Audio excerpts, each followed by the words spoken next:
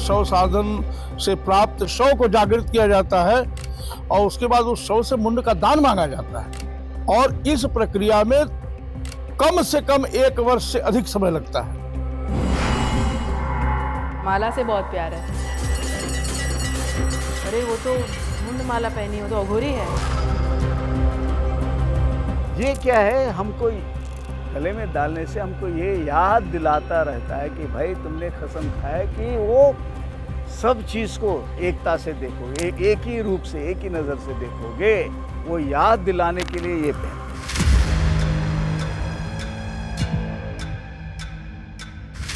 लगभग 15-16 साल पहले मैंने मेरी मम्मी से कहा था सडनली एक दिन कि मुझे अघोरी बनना है। अघोरोभ्यो घोरेभ्यो घोर घोर तरेभ्यः सर्वेभ्यः सर्व सर्वेभ्यो नमस्ते अस्तु रुद्र रूपेभ्यः। वास्तव में अघोरी रुद्र का स्वरूप है। भगवान शिव श्मशान में जैसे रहते हैं वैसे अघोरी भी श्मशान में रहता है। समस्त कर्मों के बंधन से मुक्त होने के बाद वो अघोर अपनाता है।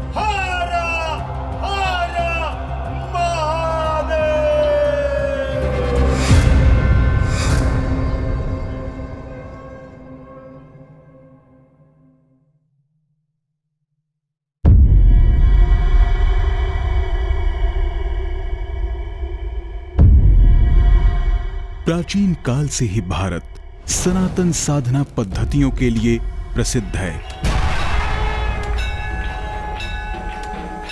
और पूरी दुनिया में सनातन एक ऐसा धर्म है जिसके अंदर अनगिनत साधना पद्धतियां हैं। सनातन की इन पद्धतियों में सबसे रहस्यमयी शाखा है अघोर पंथ।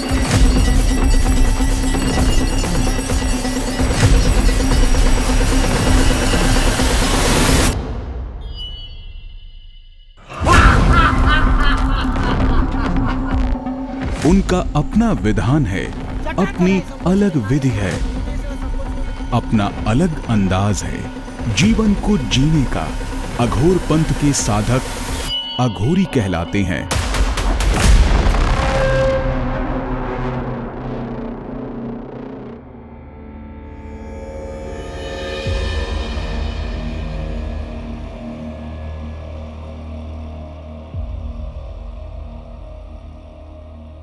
अघोर परंपरा में जो मान्यता का क्रम है उसके अनुसार पहली दीक्षा आदिदेव महादेव ने माता पार्वती को दी, दूसरी दीक्षा उन्होंने नंदी को दी और तीसरी दीक्षा उन्होंने वीरभद्र को दी, जिससे कई धारा की परंपराएं चली। माता पार्वती ने जिस दीक्षा को ग्रहण किया उससे कौल मार्ग निकला, क्योंकि उसकी कौल मार्ग की अधिष्ठात्री माता पार्वती है। कापालिक और कालमुख इन 2 परंपराओं के अधिष्ठाता भगवान शिव हैं और ब्रह्मनिष्ठ संप्रदाय के अधिष्ठाता नंदीश्वर महाराज हैं, जो वृषभ के रूप में भगवान शिव के आगे बैठे रहते हैं। सबसे बड़े अघोरी बाबा भगवान शिव हैं। श्मशान क्रीडा स्मर पिशाचा चैतरा। अघोरपंथ भगवान शिव का ही स्वरूप मानते। वो हिमालय में, वो उत्तराखंड में, वो द्रोणागिरी पहाड़ पे बड़े बड़े महात्मा, एक सुमेरगिरी महाराज अघोरी बाबा, उनके लोग लागू दर्शन करने वो केवल कभी कभी किसी को मिलते घूमते हुए। आज हिमालय के कंदराओं में, पहाड़ों में हजारों संत महात्मा घूमते हैं, वो अघोर पंथ को मानते हैं।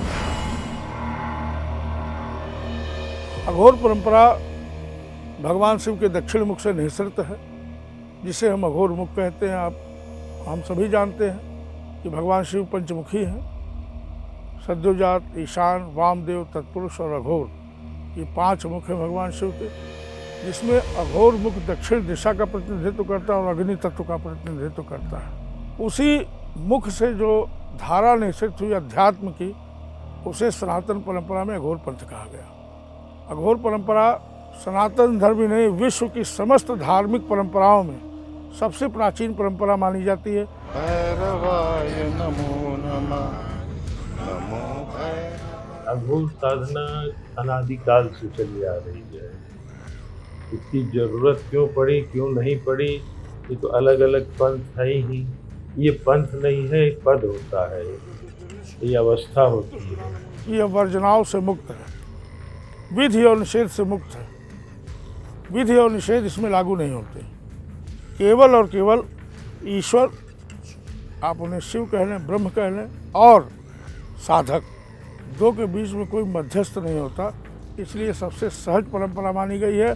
अष्ट पाश बद्धो भवेत् जीवः, जो 8 प्रकार के पाश है, कुल, शील, लज्जा, घृणा, ईर्ष्या, द्वेष, ये 8 तरह के जो पाश हैं, उनमें बंधी हुई आत्मा ही जीव है, और उनसे छूटी हुई आत्मा ही, उनसे मुक्त आत्मा ही, उनसे निर्बंध आत्मा ही शिव है। इसी बात को लेकर अघोर परंपरा चलती है। संस्कृत भाषा में अघोर का शाब्दिक अर्थ है उजाले की ओर, और हिंदी में भी अघोर का मतलब अघोर, यानी जो घोर ना हो, सरल हो। अघोर शब्द का जो शाब्दिक अर्थ है, जो शब्दकल्प द्रुम आदि में आया है, अघोरः न घोरः सौम्य रूप है, जो सौम्य है वह अघोर। घोर शब्द संस्कृत में जो र होता है ल हो जाता है। जो छोटा बच्चा है ना, राम नहीं बोल पाएगा तो लाम लाम बोलेगा। वही घोर शब्द, र शब्द जो है हिंदी में बन करके ल हो गया, घोर से घोल हो गया। घोल मतलब मिक्स, और अघोर का मतलब जिसमें जो घोल नहीं है, जो घोर नहीं है, जो मिक्सचर नहीं। मिक्सचर नहीं है तो कम्प्लेक्सिटी नहीं है, कम्प्लेक्सिटी नहीं है तो मिलावट नहीं। ऐसा जीवन दर्शन जो समस्त जगत को बिना मिक्सचर के देखता है, बिना मिलावट के देखता है, और ऐसी साधना जिसमें स्वयं को बिना मिलावट के पेश करना होता है, वो हो गया अघोर। सब कुछ जहाँ सहज है, जीवन देना भी, जीवन लेना भी, जीवन को रखना भी, जीवन का पोषण करना भी, प्रकृति का संरक्षण भी, ब्रह्म का संरक्षण भी, वही अघोर परंपरा है। मिल गया तो खा लिया, पड़े तो पड़े, चले तो चले, रहे तो रहे, कोई संसार की वो नहीं। जंगलों में पड़े, कहीं पड़े, परमात्मा उसको चाह मिटी, चिंता मिटी, मनुआ बेपरवाह, जिसको कुछ नहीं चाहिए, उससे बड़ा कौन अघोर संसार, उससे बड़ा कौन, जिसको सब कुछ निर्लेप हो जाता, वही अघोरी पंथ है।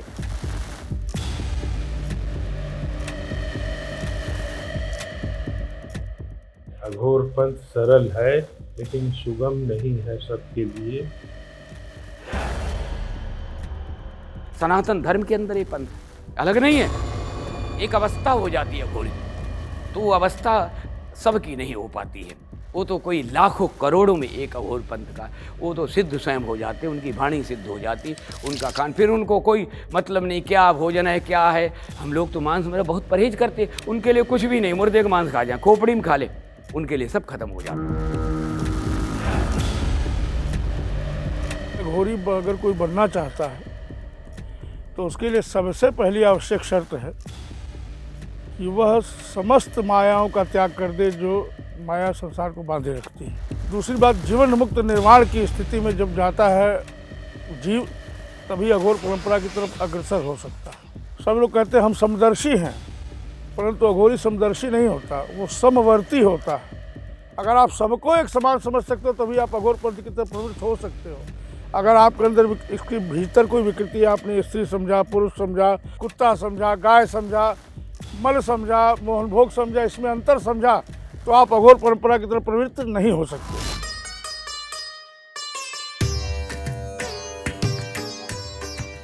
अध्यात्म की भाषा में अघोर बनने की पहली क्रिया मन से घृणा को निकालना होता है।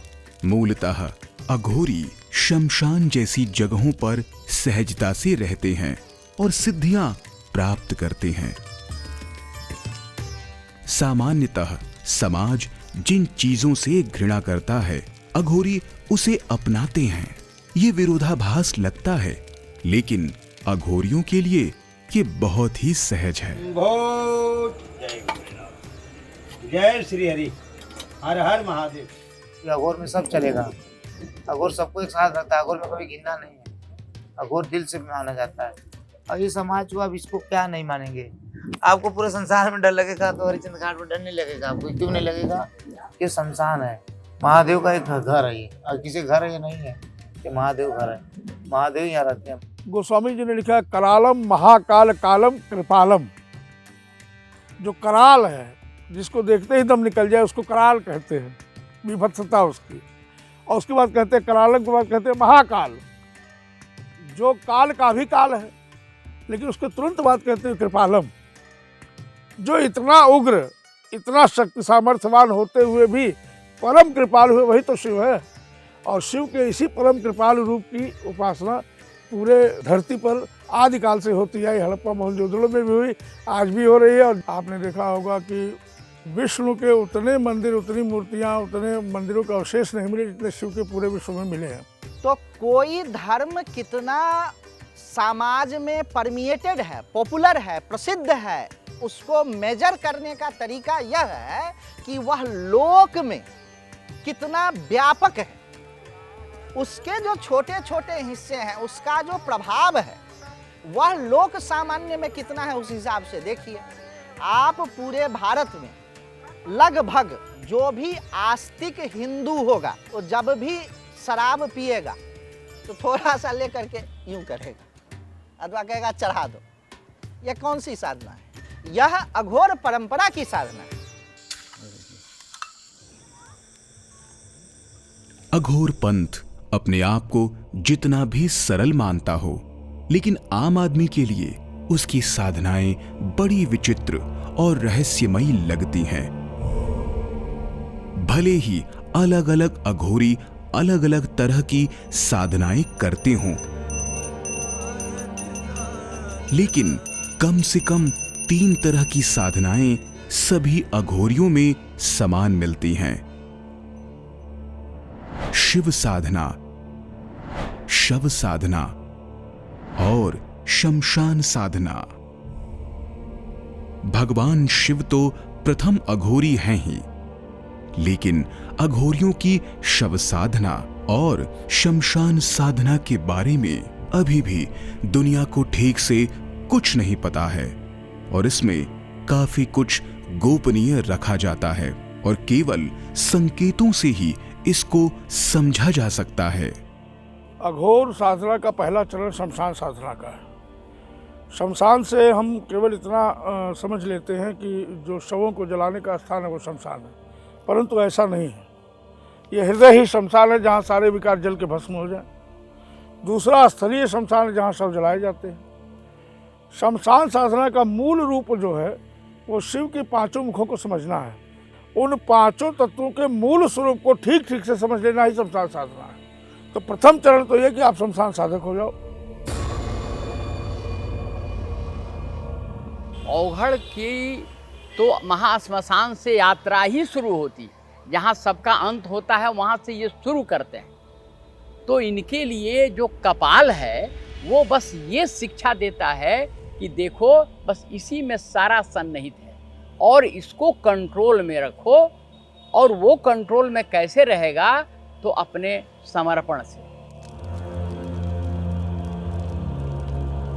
शमशान का मतलब है आपको भय से, एकांत से अपने आप को रहना, किसी भी प्रकार के भय से मुक्त होने के लिए।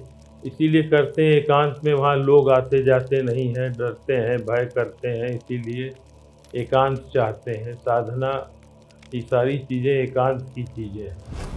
आज भी बहुत से हमारे नागा सन्यासी अघोर क्रिया करने वाले शमशान में रहते हैं। मैं स्वयं भी कुछ दिन शमशान में रह के देखा हूँ। वो अघोर क्रिया तो मैंने नहीं किया, लेकिन शमशान साधना मैंने किया, सात्विक भाव की, तामसिक पदार्थों के सेवन की नहीं। तो वो सन्यासी करते हैं।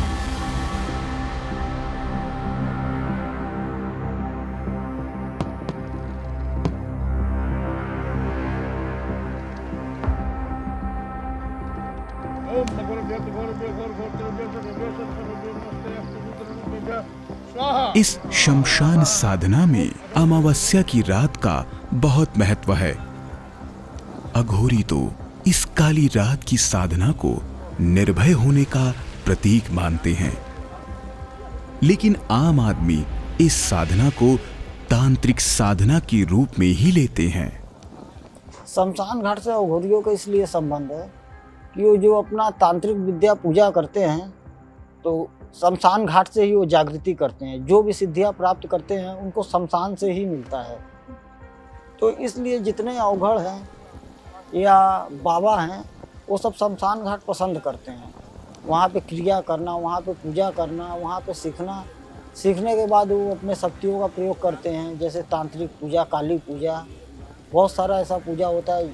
अघोर परंपराएं तो बहुत विचित्र हैं, क्योंकि ये साधना स्थल है। यहाँ पे विशेष तिथि में, विशेष दिन में, जैसे कुंभ में, अमावस्या में, शिवरात्रि में, पूर्णिमा में आपको जब ग्रहण काल पड़ता है तो इसमें तरह तरह से देश विदेश से, दूर दराज से यहाँ पे अघोर आते हैं। यहाँ पे अपने साधना को साधते हैं, यहाँ पे सिद्धि प्राप्त करते हैं।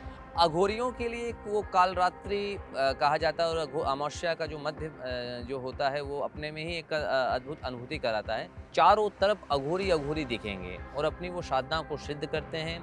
और एक सामान्य आदमी जाए वास्तव में वो बस देखे तो उसके रोंगटे खड़े हो जाएंगे, इतना अद्भुत दृश्य वहाँ पर होता है। मोक्ष और अघोरी और महाशमशान के बीच का एक जो दृश्य बनकर उभरता है और दीपावली की मध्य रात्रि होती है जो कि आपके रोंगटे खड़े कर देती है। अघोरियों की शमशान साधना की तरह ही उनकी शव साधना भी बड़ी रहस्यमयी और गोपनीय है। शमशान साधना के बाद शव साधना आती है।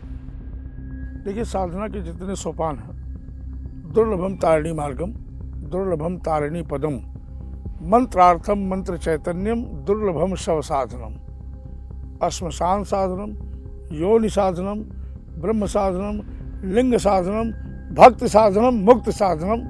तो प्रसादात देवेशी सर्वा सिद्ध्यन्ति सिद्धिया। शक्ति के साधन के इतने प्रकार हैं। अब साधक जिस कोटि का होता है उसी कोटि की साधना उससे प्रदान कर दी जाती है। सब साधना के भी सैकड़ों प्रारूप हैं और किसी एक प्रारूप में उसको नहीं डाला जा सकता। और उसकी जो विधियां हैं वह गोप्य हैं, गुरु शिष्य परंपरा से ही वह आती है।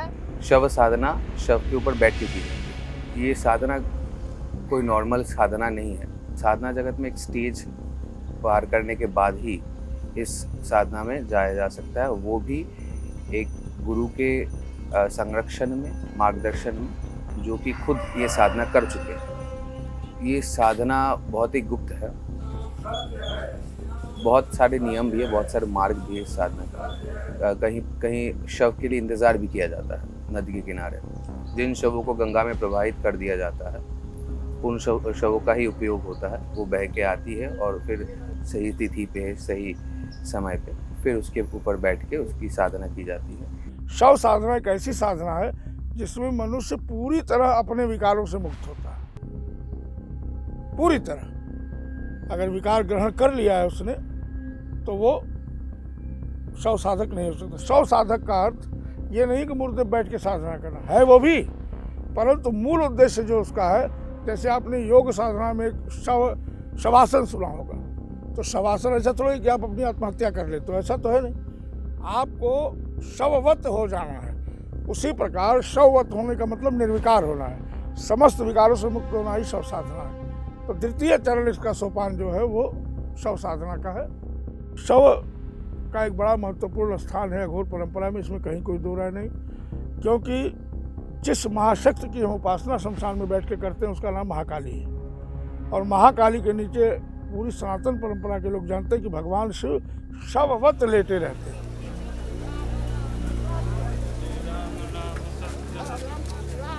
शव साधना में उन्हीं शवों का उपयोग होता है जिनकी कपाल क्रिया नहीं होती, और जिनकी कपाल क्रिया नहीं होती उनका धनंजय नामक महाप्राण शरीर में शेष रहता है सदैव। और उस धनंजय नामक महाप्राण के माध्यम से अन्य 9 महाप्राणों को हम खींच लेते हैं, और खींचने के बाद उस शव को जागृत किया जाता है। जो शव जागरण की प्रक्रिया कही जाती है कि शव जागरण नहीं होता, वो वही पूर्ववर्ती आत्मा उस शरीर में जो निवास करती थी वो वापस आती है, और विशिष्ट प्रक्रिया के तहत उससे मुंड का दान मांगा जाता है, उससे उसके शरीर का दान मांगा जाता है। उसको बताया जाता है कि ये उपयोग आपका हम करना चाहते हैं। तो अगर आत्मा वह तैयार होती है तो यह उपयोग होते हैं, अन्यथा वह सारी साधना निष्फल मानी जाती है। इसके बाद जिस कपाल खप्पर की हम बात कर रहे हैं, उससे कपाल खप्पर भी बनाया जाता है। उस मुंड के माध्यम से विशिष्ट श्रेणी की साधनाएं भी संपन्न की जाती हैं और यह मस्तिष्क के जो समस्त विकारों की जड़ है, समस्त सिद्धियों की जड़ है, इस मस्तिष्क में संग्रहित सारी शक्तियां उस शव साधना के माध्यम से उस कपाल खप्पर में आसीन होती हैं, जिससे अघोरी साधक सदैव पूरी जिंदगी जन कल्याण के कार्य करता रहता है। ये उस पूरी साधना प्रक्रिया की विशेषता है और केवल मुंड ही नहीं प्राप्त होता इससे साधना का विशिष्ट क्रम है। महाशंख की माला, काशी में हमारे महाशंख की माला भी है और तमाम साधकों ने इसका प्रयोग किया है। इस प्रकार से शव साधना का जो अंतिम सोपान है वह मुंड प्राप्ति है, शक्ति की प्राप्ति है, शक्ति का संग्रहण है। शव साधना की एक प्रक्रिया के रूप में एक सामाजिक मान्यता ये भी है कि अलग अलग सिद्धियां हासिल करने के लिए अघोरी शव का मांस भी खाते हैं।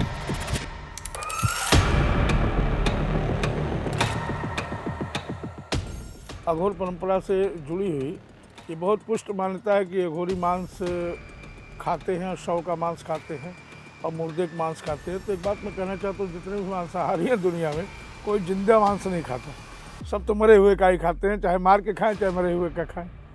रही बात शव भक्षण की साधना के दौरान, बहुत प्राचीन समय में शमशानों से लोगों की बड़ी दूरी रहती थी, विरक्ति रहती थी। जब विकारों से मुक्त हो जाएंगे, गाय श्वान नरदेव में सबको एक समान जैसा समझने लगेंगे, तो शव के मांस और बालूशाही में कोई अंतर है क्या? कोई अंतर नहीं है। उस मान्यता के अनुसार अगर कुछ नहीं मिला, आप क्षुधा पीड़ित हैं, तो साधक शव मांस का भक्षण भी कर लेता था। आज तो ऐसा नहीं, तो ये आवश्यक नहीं कि शव मांस खाना ही।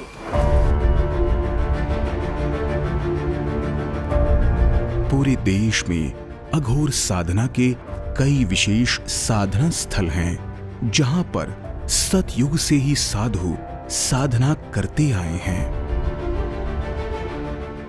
अघोर परंपरा के मूल स्थल के रूप में कैलाश पर्वत के नीचे मानसरोवर है और मानसरोवर और एक राक्षस ताल है, जहां रावण ने अपने सिरों को काट के आहुति दी, उस कुंड को राक्षस ताल कहते हैं।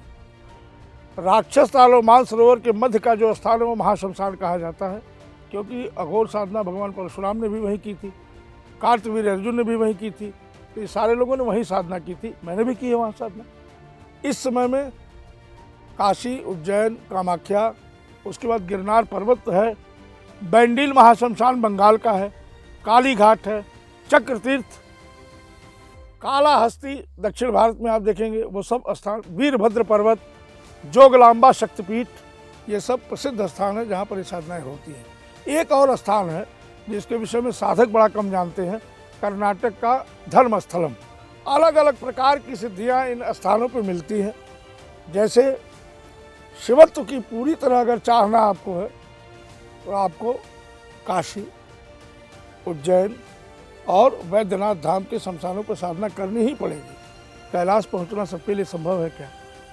शिवत्व को धारण करने का सर्वोत्कृष्ट स्थल है तो कैलाश ही है, वहाँ शिवत्व की साधना की जाती है।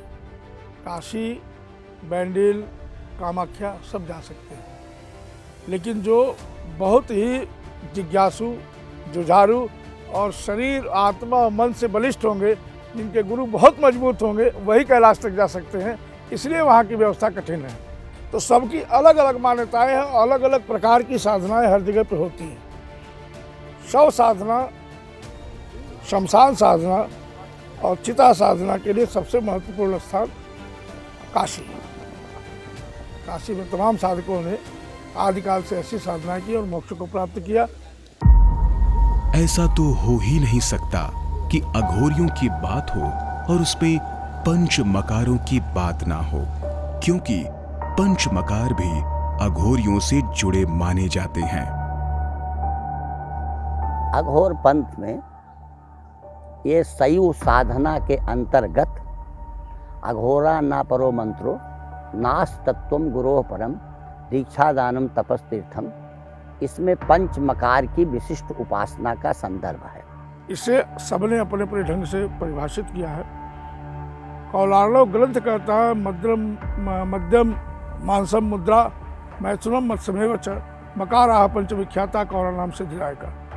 ये 5 मकार कौलों को सिद्धि प्रदान करते हैं। अब इन 5 मकारों को हम भौतिक रूप से भी लेते हैं। जब बौद्ध धर्म की बढ़त हुई तो ये 5 मकार भौतिक रूप से लिए जाने लगे, लेकिन पूर्ववर्ती समय में ये आध्यात्मिक रूप से ग्रहण किए जाते थे।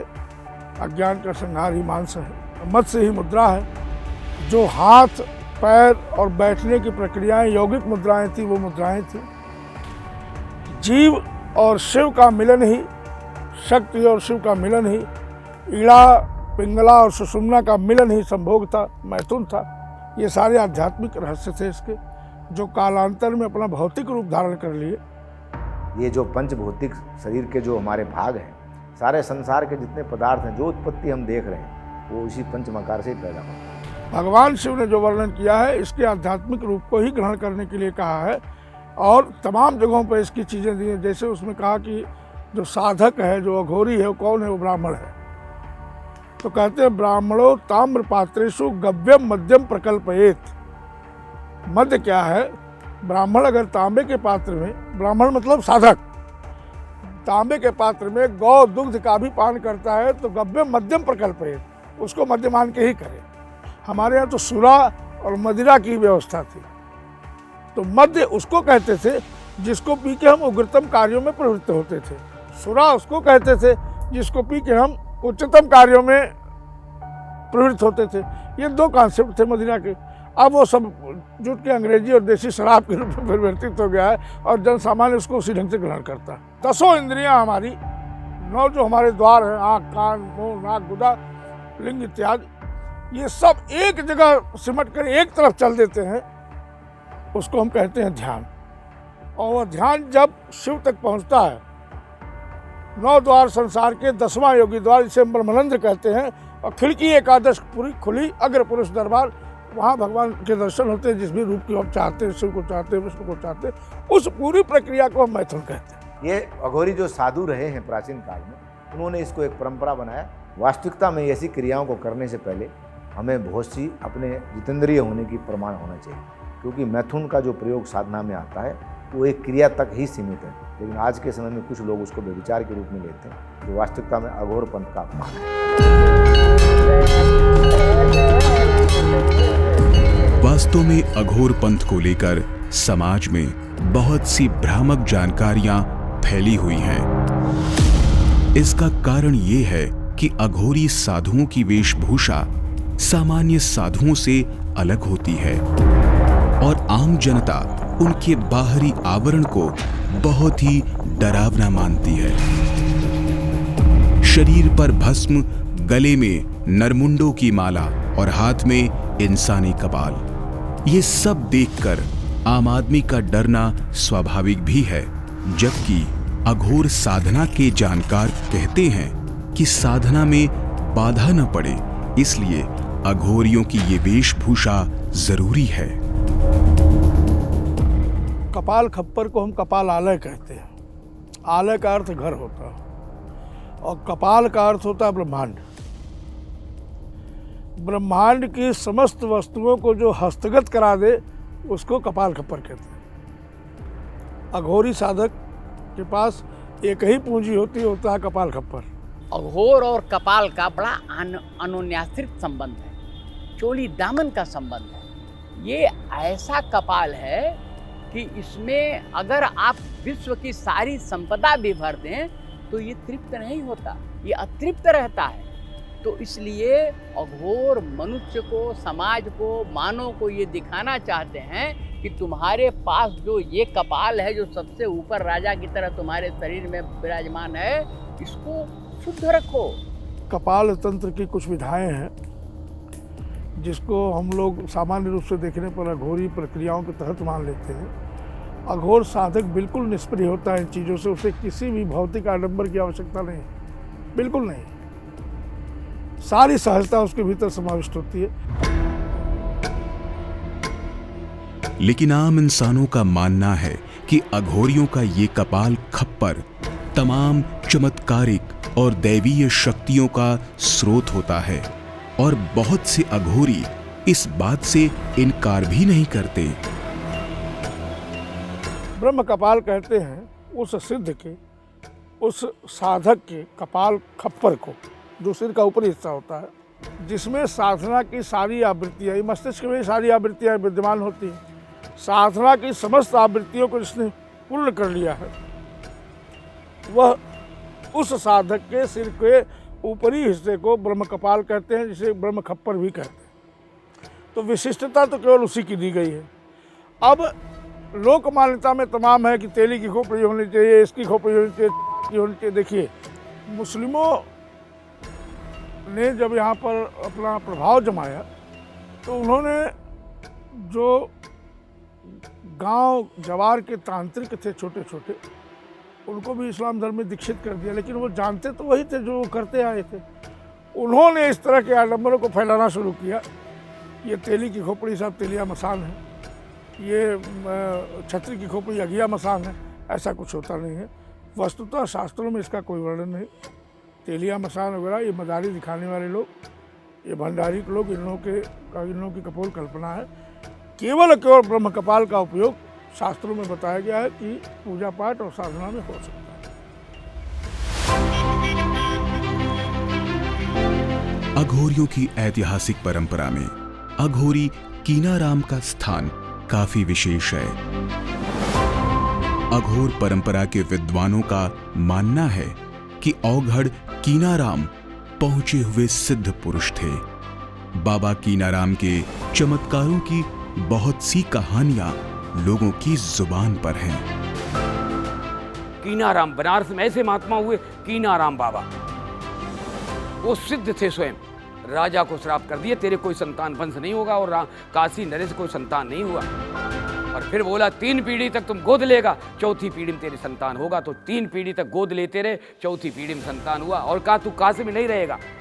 आज तक काशी नरेश कभी काशी में नहीं रहा, उसने गंगा पार रामनगर बसाया। इनका जन्म 1601 ईस्वी में हुआ था और इनकी आयु जीवन काल 170 वर्ष का था। जन्म स्थान चंदौली जिले में रामगढ़ एक गांव है, वहाँ इनका जन्म हुआ था, जन्मस्थली है। और ये कर्मस्थली है जहाँ हम लोग बात कर रहे हैं। हमारे पीछे मंदिर बना हुआ है धुनी पर, उन्हीं के द्वारा जलाई हुई धुनी है। उसी के बगल में एक उड़न खटोला है। जैसे लोग हेलीकॉप्टर जहाज से चलते थे, तो बाबा का वही हेलीकॉप्टर था, उड़न खटोला, जिसे वो रखा हुआ है मंदिर में। उसका दर्शन करते हैं लोग, उस पर बाबा की मूर्ति भी लगी हुई है। और जब उनकी इच्छा होती है आकाश गमन करने की, तो बहुत माने थोड़े समय में, सूक्ष्म समय में एक जगह से दूसरी जगह यात्रा करते थे। उसी से अपने कुबड़ी से वो उसको ठोकते थे, जैसे स्विच ऑन किया जाता है, उस तरह वो आकाश की तरफ गमन कर जाता था। एक विशिष्ट प्रक्रिया है जिसमें पलाश, एक वृक्ष होता है, आप जानते होंगे, पलाश के प्लक्ष इसको कहते हैं। उसकी खड़ाओं को सिद्ध किया जाता है ब्रह्मास्त्र मंत्र से, 14 करोड़ मंत्रों से। फिर आप भूमि से जितनी ऊंचाई आपकी है उतनी ऊंचाई तक, जितनी आपके शरीर की नॉर्मल ऊंचाई है उतनी ऊंचाई तक आप धरती छोड़ के जा सकते हैं। और जब उतनी ऊंचाई तक धरती छोड़ के जाएंगे तो जल पे गमन भी तो वही चीज़ हुई। कोई भी धरातलों से आप अपनी लंबाई के बराबर ऊंचा उठ सकते हैं और जा सकते हैं। ये एक योग की पद्धति है और ये संभव है। अब ऐसे लोग दुर्लभ हैं। अभी नज़दीक के काल में केवल 2 ही लोग इस तरह के थे। एक बर्फानी बाबा थे और दूसरे हमारे तैलंग स्वामी थे, जो नदी के ऊपर आराम से चले जाते थे। इसके अलावा अब इस काल में, वर्तमान काल में, ऐसे योगी दुर्लभ हैं।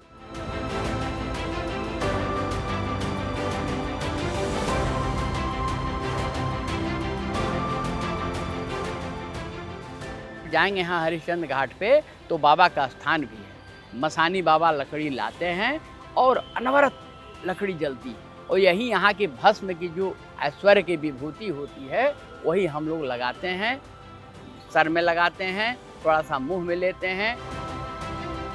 धुनी जलती है हरिश्चंद्र घाट से, मणिकर्णिका घाट से जब घटती है लकड़ी तो वहाँ से भी आता है।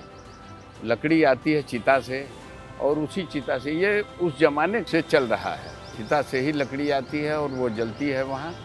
और उसके लाने वाले हैं एक मसानी बाबा, वो भी आश्रम के में निवास करते हैं, वही लाते हैं वहाँ से लकड़ी।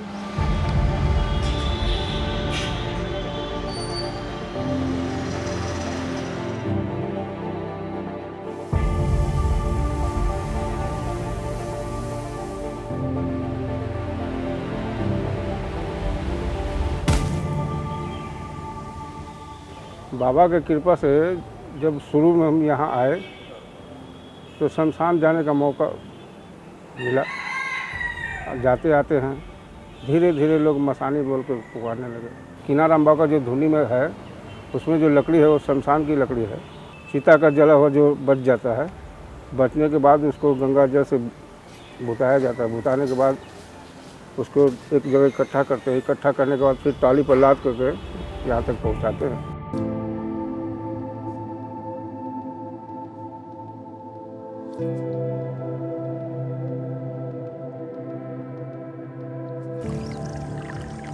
काशी का प्राचीन नाम आनंद वन भी है और इस पूरी नगरी को ही महाशमशान कहा गया है। काशी, प्रयाग और अयोध्या से करीब 100 किलोमीटर दूर सुल्तानपुर जिले के कादीपुर में भी एक अति प्राचीन अघोर पीठ है जिसका इतिहास सतयुग से जुड़ा है। नाथ परंपरा में भी प्रथम नाथ भगवान आदिनाथ माने गए, जिन्हें भगवान शिव कहा जाता है। दूसरा, उनकी शिष्य परंपरा में जो पहला नाम आता है वो माता उदयनाथ का आता है, जिन्हें पार्वती का प्रतिरूप माना जाता है। और उसके बाद फिर ये परंपरा क्रमशः बाबा सत्यनाथ और संतोषनाथ के रूप में आगे बढ़ती चली गई। 9 नाथों में प्रथम नाथ ब्रह्मा के अवतार बाबा सत्यनाथ जी महाराज ने यहाँ उस काल में तपस्या की जिस काल को हम सतयुग कहते हैं। त्रेता में भगवान राम ने यहाँ रावण वध के पश्चात स्नान किया। ये वही क्षेत्र है। दाहिनी भाग में माँ गोमती को देख रहे हैं, जिन्हें आदि गंगा की संज्ञा दी जाती है। और गोमती पूरे प्रवाह काल में केवल 2 ही जगह दक्षिण हुई हैं, एक यहाँ और एक यहाँ से 2.5 किलोमीटर पूर्व। दोनों पड़ावों के बीच में गोमती को गोमती नहीं धूत पापा कहा जाता है। और प्राचीन चंद्रभागा नदी का भी किनारा है। दोनों के संगम पर यह तट अवस्थित है। स्वयं महादेव ने यहाँ तपस्या की, ऐसा परंपरागत रूप से बताया जाता है। अति प्राचीन शमशान और ब्रह्मशिला पर अवस्थित है यह स्थान। ब्रह्मशिला नैमिषारण्य के बाद सबसे पवित्र जगह मानी जाती है। कालक्रम के प्रवाह से इसकी व्यवस्थाएं कुछ निष्क्रिय हुई थी, कुछ भंग हुई थी, परंतु धीरे धीरे कमोबेश सारी व्यवस्थाएं फिर से बरकरार हो रही हैं। अघोर साधना में कई तरह के वस्त्रों का प्रयोग होता है, जैसे काले वस्त्र, जैसे सफेद वस्त्र, जैसे नीला वस्त्र, जैसे रक्त वस्त्र। तो साधना की विभिन्न स्थितियों में अलग अलग तरह के वस्त्रों का उपयोग होता है। और आप वस्त्रों से यह समझिए कि वस्त्र या रंग जो होते हैं वो तो अपने अपने तरह के रंग उस तरह की ऊर्जाओं को आकर्षित और विकर्षित करते हैं। तो जिन जिन साधनाओं की जैसी स्थिति होती है उस हिसाब से वस्त्रों का चयन गुरु के द्वारा शिष्य के लिए निर्देश रूप में किया जाता है। काला कपड़ा वाले बहुत कम आपको मिलेंगे, क्योंकि काला हर कोई नहीं रखना चाहता है। शमशान में देखिए सब काला ही है, कुछ है नहीं, सब काला है। यहाँ अंतर भी हो रहा है तो काला ही है। मैं लाल भी पहन सकता हूँ, ब्लू भी पहन सकता हूँ, सफ़ेद भी पहन सकता हूँ, इसमें कोई फ़र्क नहीं है। फ़र्क ये है कि मेरे सोच में क्या है, कि अगर मेरे भावना जो है वो सबके लिए सद्भावना है तो बस वही है। अगर तो मैं अघोरी हूँ। अघोरी सफ़ेद वस्त्र में भी हो सकता है, अघोरी काले वस्त्र में भी हो सकता है, अघोरी दिगंबर वेश में भी हो सकता है, और अघोरी जन सामान्य वाला वेश भी धारण करके समाज में विचरण कर सकता है। आम आदमी अघोरियों से डरता जरूर है। उनकी वेशभूषा, उनका विन्यास, उनके कर्म, ये जो है ये संसार से बिल्कुल अलग है। संसार उन चीज़ों को सहजता से स्वीकार नहीं कर पाता। ये तो संसार की लौकिक दृष्टि होगी, लेकिन मुझे ये लगता है कि जिस भी चीज़ को हम समझ नहीं पाते उससे हम डरने लगते हैं। आप ध्यान से देखो, प्रेम का प्रतीक कौन है? अभी आपसे पूछे, किसी से पूछे, सामान्य जो भी सनातन धर्मियों कहेगा राधा कृष्ण प्रेम के प्रतीक है। लेकिन मेरे लिए प्रेम का सबसे बड़ा प्रतीक वो है, वह शिव का स्वरूप जो सती के जले हुए शव को कंधे पर लाद के घूमता है। उससे अधिक प्रेम कौन करने वाला है? जो बिल्कुल रूप से नहीं प्रेम कर रहा है, शरीर से नहीं प्रेम कर रहा है, उससे कर रहा है जिसका वो शरीर था। अब एक सवाल ये भी उठता है कि अगर अघोर पंथ इतना ही सहज और सरल है तो अघोरी समाज से कटे हुए क्यों रहते हैं? अपने आप को समाज की मुख्य धारा से अलग क्यों रखते हैं?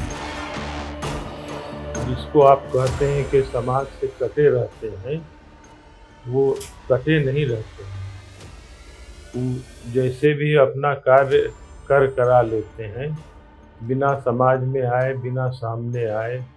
और समाज में इसलिए आते हैं, जो आए हैं समाज में, तो इसलिए आते हैं कि लोगों में जो व्याप्त हैं, इतनी सारी विसंगतियां हैं, इतने सारे जो गड्ढे हो गए हैं समाज में, उसको भरने के लिए समाज में समय समय पर आते हैं। अब बगैर समाज में आए भी वो सब कार्य कर लेते हैं। अघोर पंथ के संबंध में मैं एक बात कहना चाहता हूँ। भगवान अवधूत राम का जो विचार था कि इसमें जो तात्कालिक विकृतियाँ परिव्याप्त हुई मद्यपान आदि की, उसको सामान्य स्तर से हटके साधना पर ध्यान दिया जाए और साधना के द्वारा आत्म कल्याण भी किया जाए, मानव कल्याण भी किया जाए।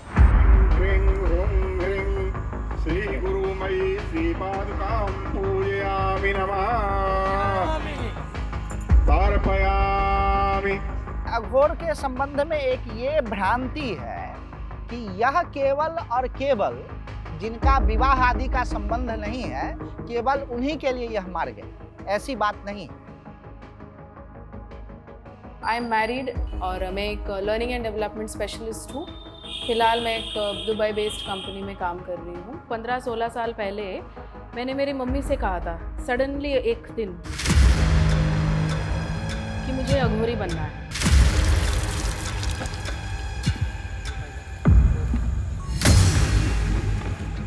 जब मैं महाराज कपाली बाबा से मिली, he revealed certain things about me, my past, my existence, कि exactly है कौन हूँ मैं या क्या शक्ति है, और इसको चैनलाइज करने की ज़रूरत है क्योंकि अब 20 साल हो गए क्रिया योगा में, अब आगे बढ़ने का टाइम आ गया है।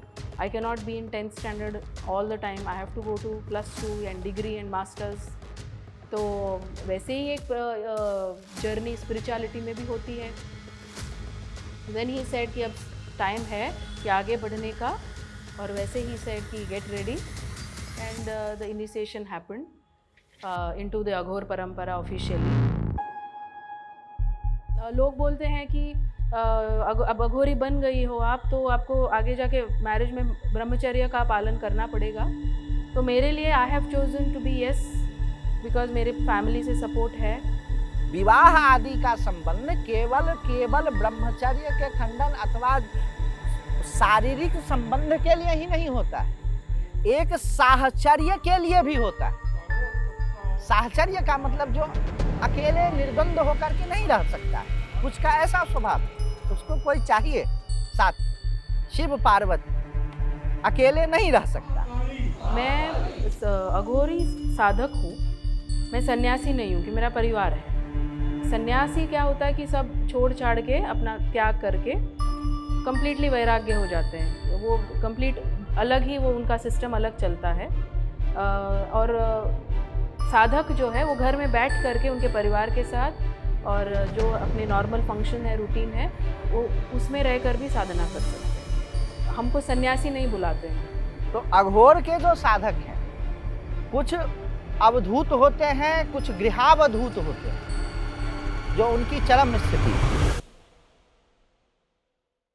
सन्यासी नाम ही तो पहले छोड़ता है।